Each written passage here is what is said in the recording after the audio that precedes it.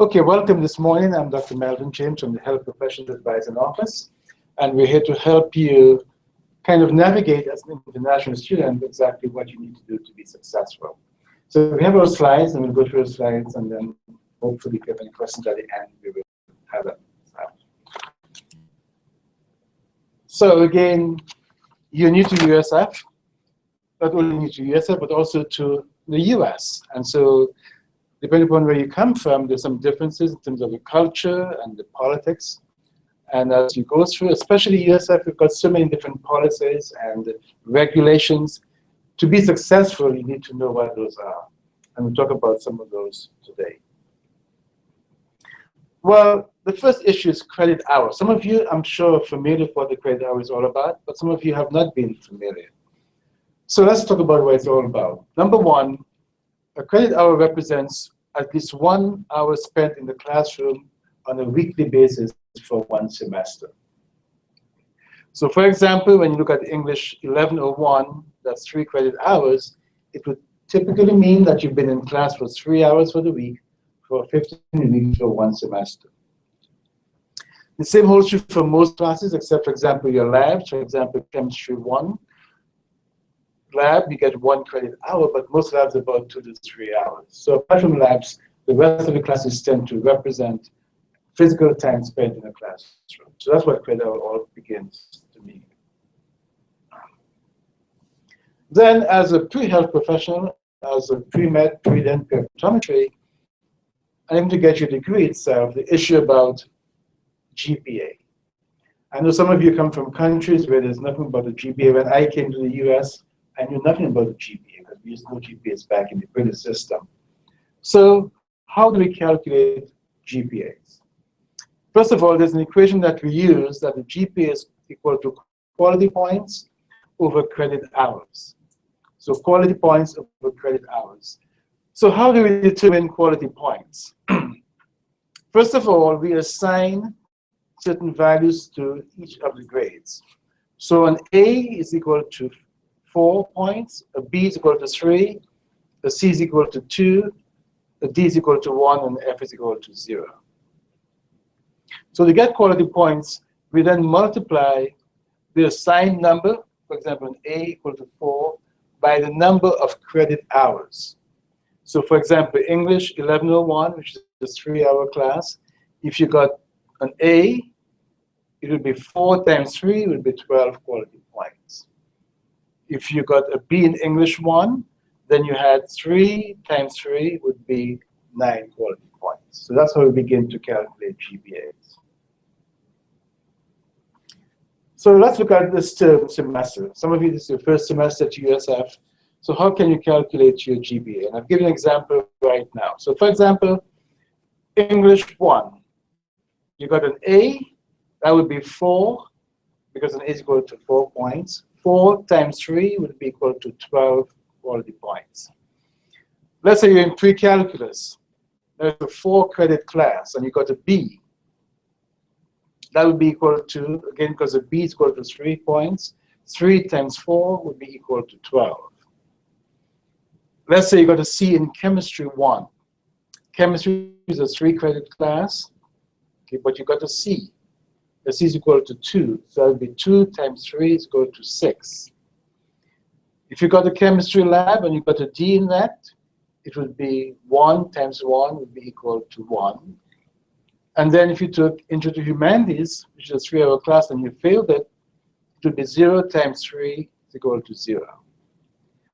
So if we go back to our equation that the GPA is equal to quality points over credit hours, here you have 31 quality points, and you took 14 credit hours as an international student, and that would be 31 divided by 14 would be a 2.21 GPA.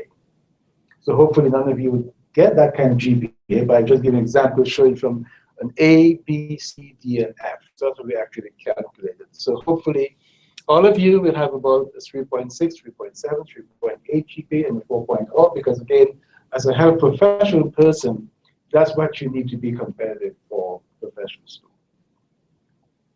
Again, if you have any questions at the end of the lecture, we'll talk some more about those questions. So a very big issue.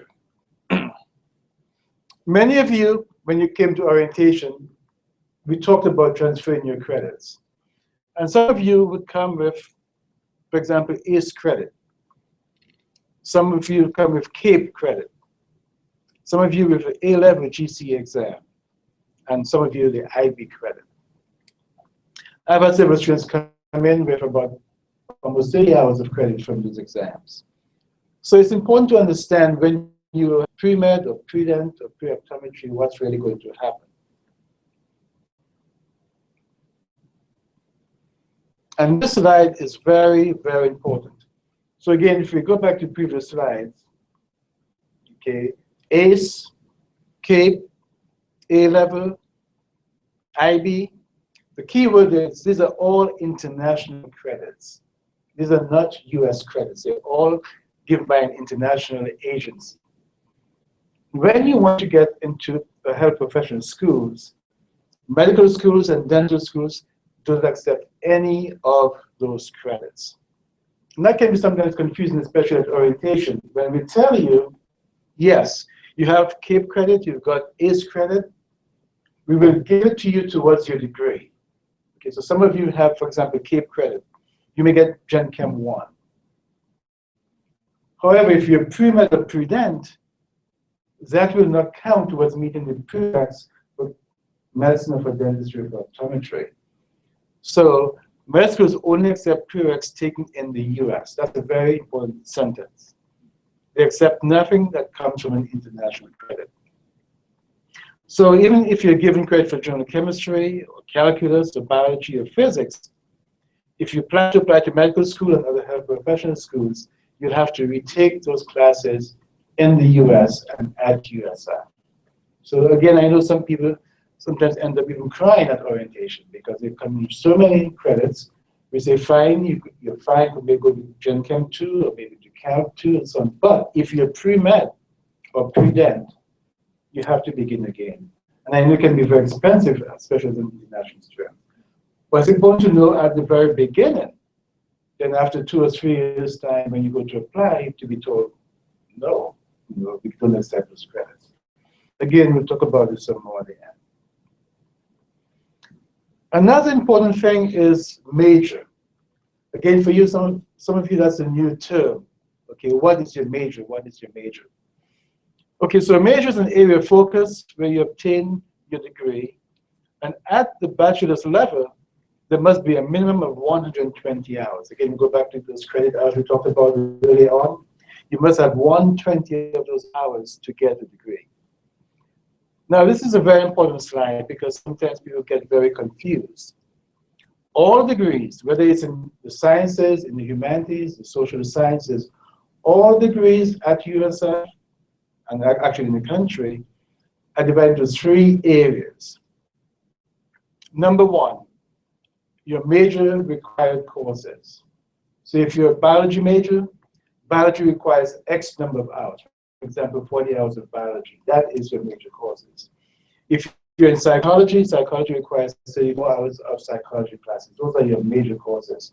So when you declare your major, the first thing that you have to do is to make sure that you're going to get the required courses to meet that degree requirement. Then the second area is what we call the FKL. Hopefully by now you've become accustomed to that term.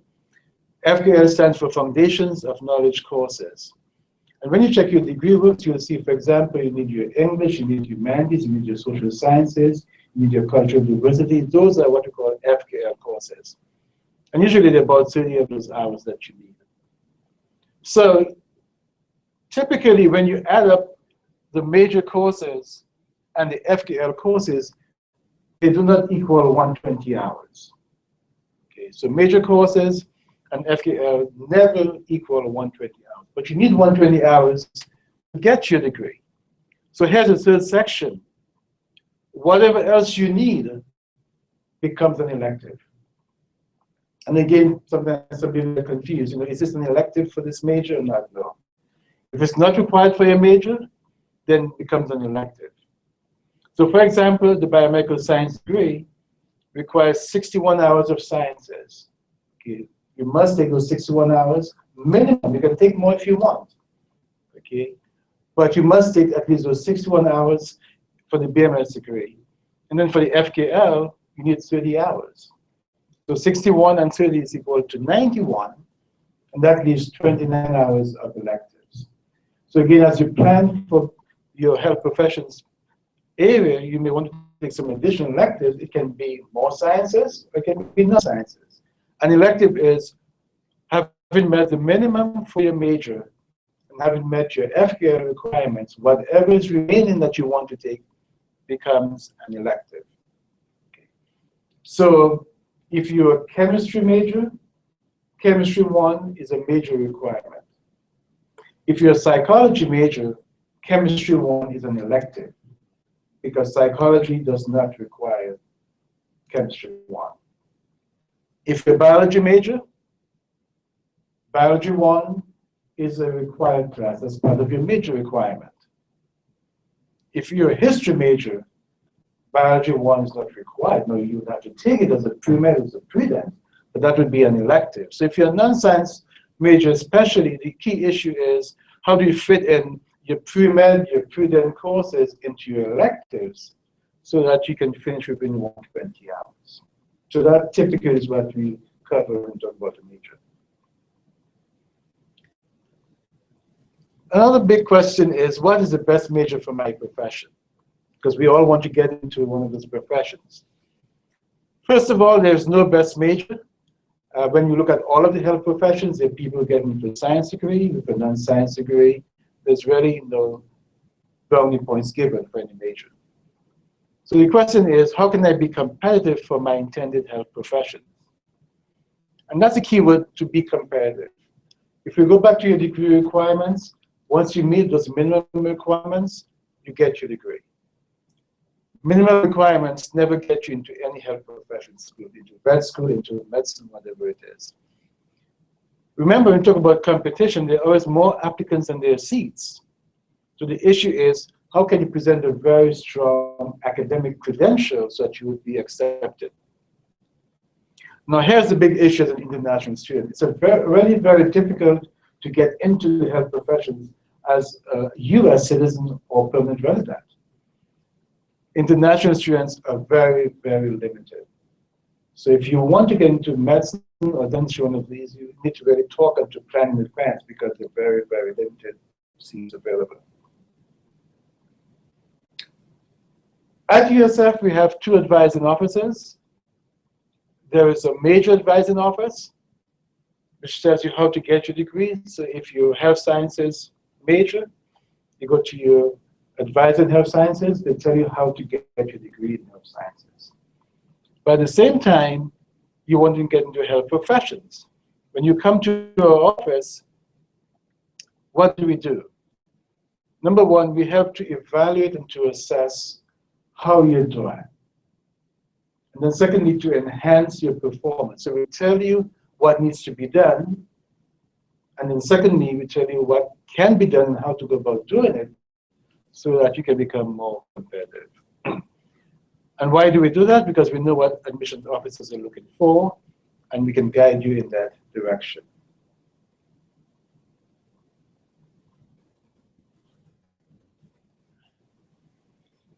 Again, as we said, we help you to enhance your credentials. We evaluate your profession, evaluate your credentials, and then try to enhance your credentials.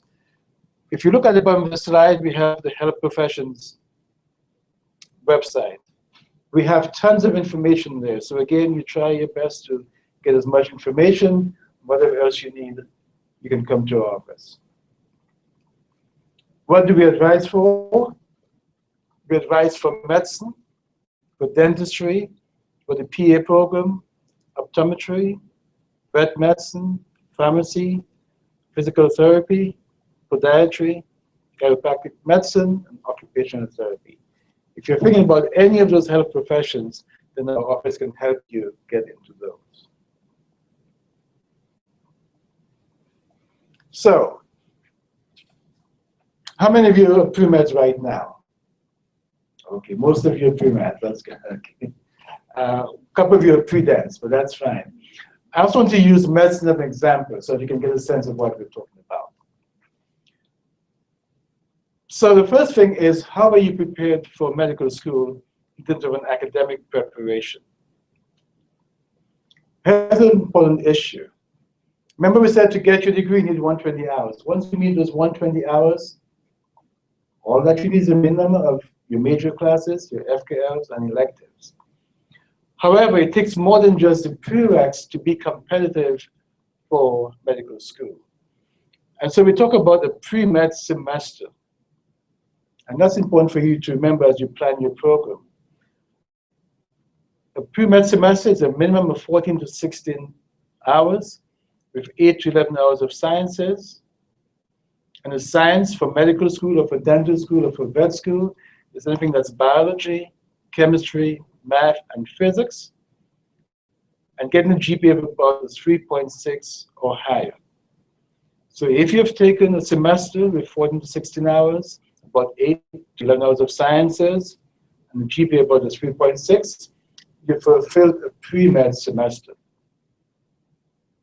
Now, medical schools like to say at least 2 years of this, so you can feel comfortable that when they accept you to medical school, which could be 20 to 25 hours of 7,000 level classes, that you can be successful. So there's the academic preparation.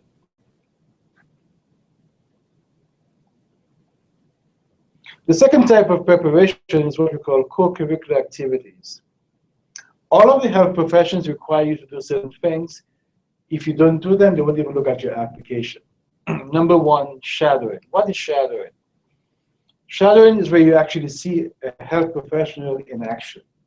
So if you're pre-dent, you go to a dentist's office, you see the dentist actually extracting, doing some kind of procedure. That is shadowing. The same thing for medicine. If you're pre-vet, you go to a vet office and you see that vet in action. Secondly, you need clinical volunteering. That is just being in the environment. You might be helping to maybe transport some patients or to just do something very small. They want to know that you know about the profession, that you've been around people, that you know the feel of blood, for example. Some people know about it, just strange and seeing blood. One thing that's very important is that you know about it. Then community volunteering. There's so many clubs on this campus. Get involved. If you're pre-med, pre-med answer. If you're pre-vet, pre-vet. Get involved within community agencies. And then also leadership. They like to see leadership being demonstrated.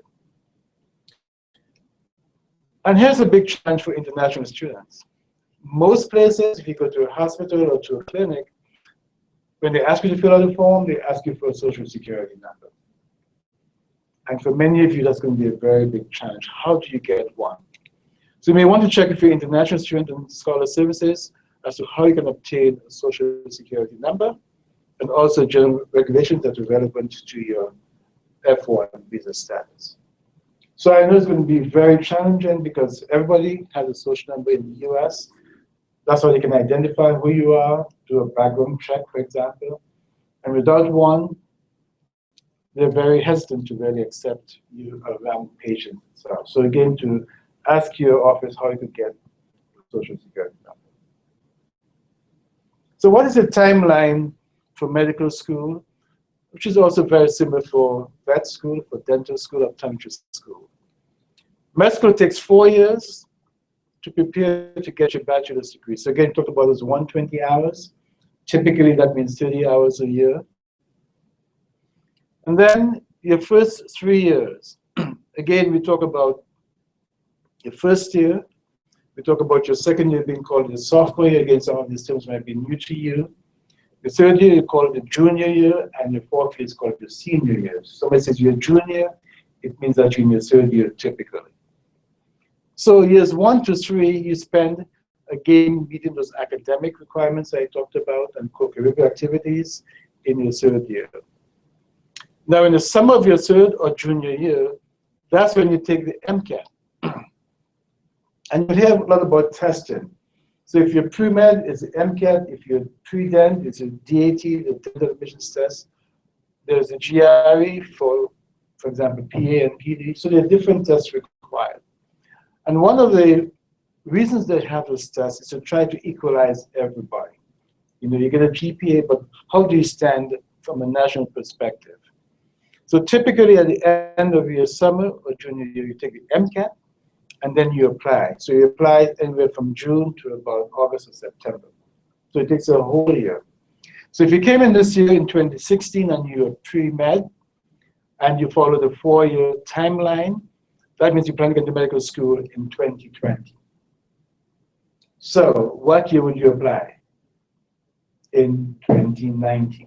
Okay, the year before, with 2019. So you spend the first 3 years, 2016 to 2019, again, being competitive, getting a good GPA, doing your shadowing, doing your volunteering, and so forth. And then in the summer of 2019, you apply to several schools. And then you wait during that final year, your senior year, to go on an interview. Once you go on your interviews, then you get accepted. So that's a typical 4-year plan to get into medical school in most professions.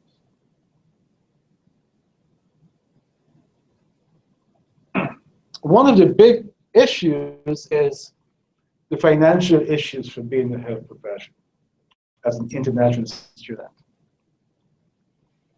Most persons who are in any health professions, medicine, dentistry, optometry, PA, PD, in the US, attend school based on federal student aid. It's very expensive to go to medical dental school. It could cost you up to $300,000 for some of the schools. If you're a US citizen or permanent resident, you can get loans, usually I said $200,000 to $300,000. If you're an international student, there are very few scholarships or grants for you. So the big question is, how are you going to support yourself in medical or dental school? And here's the big challenge. You may do very well, have a 4.0, be at the 90-something percentile on the MCAT or the DAT, and then you're accepted. Many schools will now require you to deposit upfront all of the tuition for those 4 years. That's what they want to make sure.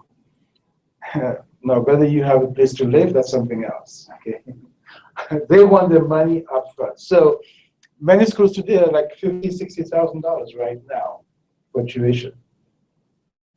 So if you got accepted to a school that the tuition is $60,000 a year, they would want $240,000 upfront before you can walk into their doors. Okay, that's $250,000.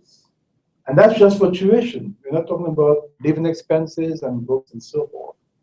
So the question is, if you want to go to school in the US, do you have the financial backing for those issues? So I think the figures show very well. If you look at 2014, just 2 years ago, to MD programs in the US, 1,901 applied. Out of that number, 409 were given acceptances, so 21.5% got acceptances. Now, in the general population, typically from MD schools, about 45% of all applicants get accepted. So again, we can see it is much lower for international students. But see what happened, out of the 409, only 300 actually went to medical school.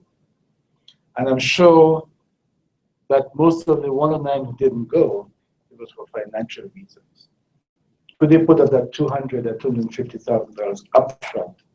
So again, if you plan to get to medical dental school, you have to plan from now how this is going to be financed. So let's talk about the time to become a physician. So you spent, number one, your 4 years undergrad, you get into medical school, and it's 4 more years of medical school training. The first 2 years are called basic sciences, where you do things like gross anatomy, pharmacology, biochemistry, physiology. Those are the first 2 years. And then you take a board part 1, and then you move into the last 2 years, which are called clinical sciences. And that's where you do your rotation, OBGYN, pediatrics, and psychiatry. At the end of 4 years, you have graduation. You get your MD degree. You can't practice at the end of 4 years. You have to take another exam after 1 year to be able to practice as an MD. So having finished graduation, you now have to specialize. And that specialty will depend upon 3 to 5 years, depending upon your specialty. So again, you've got 4 years here, you got 4 more years here, and now 3 to 5 more years. Looks like a very long time. What I tell students is, it's not that long, because what's really you actually practicing medicine. Okay. After the first 2 years of sciences, you're in the hospital.